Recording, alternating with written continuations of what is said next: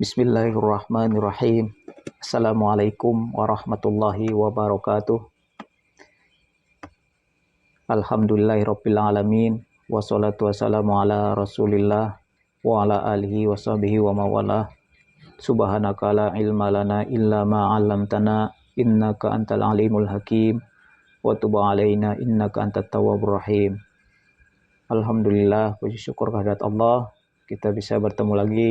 Pada video ini insyaallah kita akan lanjutkan pelajaran ilmu faraid.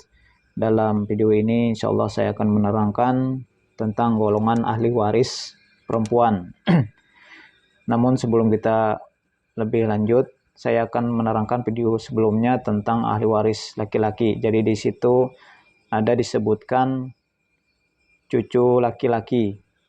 Nah, maksud dari cucu laki-laki ini adalah cucu dari garis laki-laki. Jadi maksudnya gini, misalnya Anda mempunyai anak laki-laki dan anak laki-laki Anda itu mempunyai anak lagi, yaitu anak laki-laki. Nah, anak laki-laki itulah sebagai cucu Anda garis laki-laki.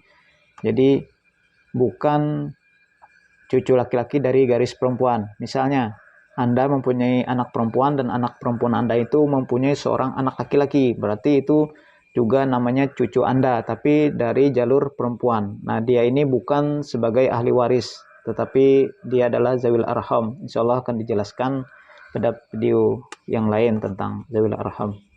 Kemudian tentang kakek. Jadi maksud kakek di sini adalah kakek garis ayah.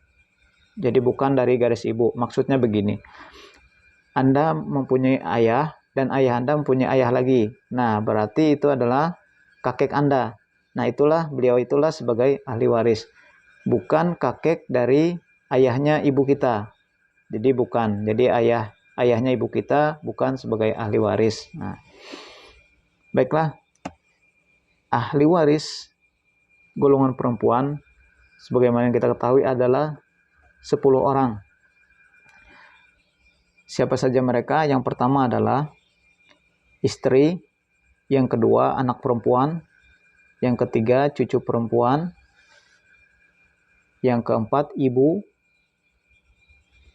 yang kelima nenek, yang keenam nenek garis bapak, yang keenam nenek garis ibu, yang ketujuh saudara perempuan kandung, yang kedelapan saudara perempuan seayah, yang kesembilan saudara perempuan seibu, yang kesepuluh adalah perempuan yang memerdekakan budak. Yang perlu kita perhatikan di sini, istri tentunya istri kandung, maksudnya istri kandung dari yang meninggal dunia. Kemudian anak perempuan adalah, istri di sini adalah istri dari yang meninggal dunia. Kemudian anak perempuan, maksudnya adalah anak perempuan kandung dari yang meninggal dunia. Cucu perempuan, nah maksud cucu perempuan di sini adalah cucu garis laki-laki.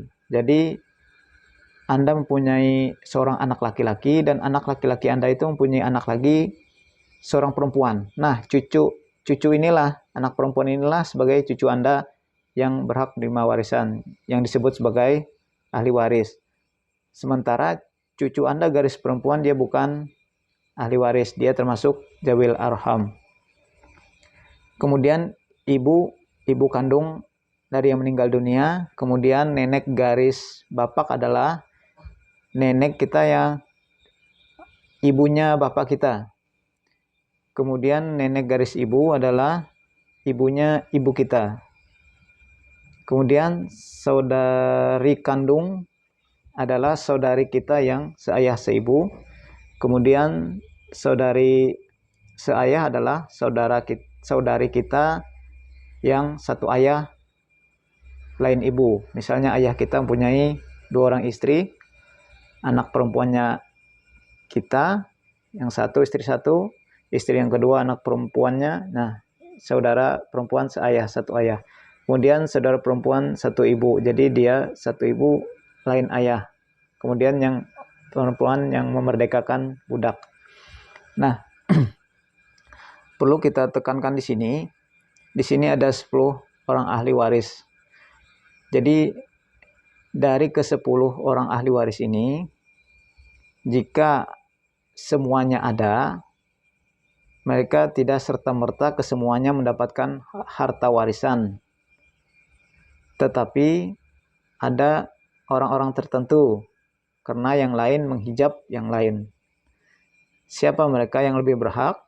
Yang pertama, ada 5 orang. Yang pertama adalah istri, yang kedua anak perempuan, yang ketiga ibu, yang keempat cucu perempuan, yang kelima saudari perempuan kandung. Jadi 5 orang inilah yang berhak menerima harta warisan jika ke-10 ahli waris ini ada. Jadi perlu kita ingat di sini agar kita tidak serta-merta mentang-mentang semua ahli waris ini ada lalu kita jadikan penerima harta warisan semua. Jadi bukan, karena ada istilah hijab mahjub. Nah, dari golongan ahli waris laki-laki yang 15 dan golongan ahli waris perempuan yang 10, jadi jumlahnya 25 orang. Jika kesemuanya ini ada, yang berhak menerima harta warisan cuman ada 5 golongan. Yang pertama adalah suami atau istri, yang kedua anak laki-laki, yang ketiga anak perempuan, yang keempat ayah, yang kelima ibu. Jadi 5 orang inilah yang berhak menerima harta warisan. Mereka ahli waris yang lain terhijab atau terdinding, terhalangi oleh ahli waris yang 5 ini. Mungkin ini bisa kita pahami dan terus kita ulang-ulang. Jadi dalam tahapan penentuan ahli waris inilah yang perlu kita cermati. Jadi selain kita sudah mengetahui seluruh para ahli waris keseluruhannya siapa-siapa, namun dalam prakteknya proses penentuan ahli warisnya tentu ada istilah lagi hijab dan mahjub.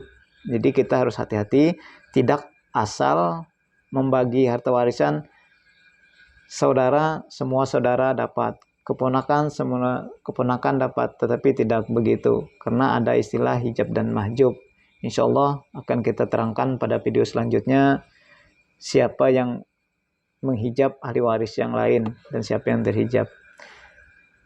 Mudah-mudahan video ini bermanfaat bagi kita semua. Mohon maaf jika ada kesalahan. Mohon kesediaannya mengoreksi jika apa yang saya sampaikan ada kesalahan. Dan terima kasih atas koreksinya. Akhirul kalam. Billahi taufiq wal hidayah. Wassalamualaikum warahmatullahi wabarakatuh.